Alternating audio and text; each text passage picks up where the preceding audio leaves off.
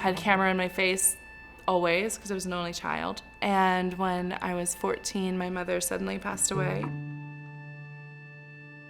So my dad handed me a box, brought it down the stairs, and so I just kind of found a spot and sat down in the hallway. And looked through and I find negatives and you find contact sheets. You know, got to see all these things, like the way that she would see me in the morning when she was exhausted and just like the photos that she would take. It was just incredible to have that like window into my parents and that window into my mother. It's made me who I am. At that moment, I just became obsessed with photography.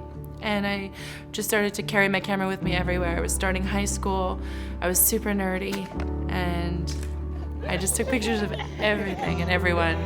And I was just like, no one actually, I think, knew my name. They just, oh, that girl with the camera.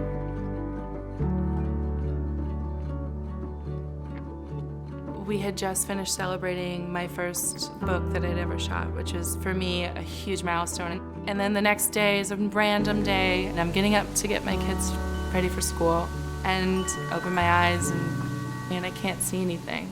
And you're like, oh, I must be tired, right? So like rubbing my eyes, and I still can't see anything. I had no idea why. I was terrified. And so we rushed to the emergency room, where they ushered me in quickly and ran some tests and found that I had a good-sized brain tumor sitting on my optic nerve.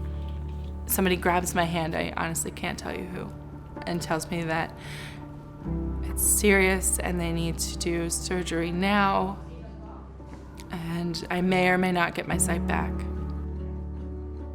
So when I'm being wheeled into the operating room, I'm like terrified. The only thing that's kind of keeping me going is knowing that all those photos I'd taken of Jonas and Moses, they would have that same experience where they would eventually one day look through photos that I've taken of them and see how I saw them. That I loved all of it. I loved all the little things that made them special. A silly laugh or a temper tantrum when I saw them. So when I woke up, it was really dark because at this point it's really late because this has been an all-day thing. And I opened my eyes and the only thing I could see was a clock on the wall. But I just remember being so happy and so thankful that I could actually see a clock. It was a big deal.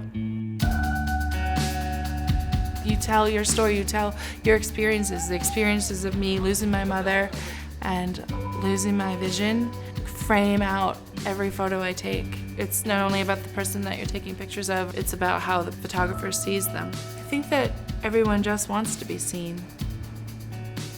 When it boils down to it, we all want to be seen for who we are and loved for who we are.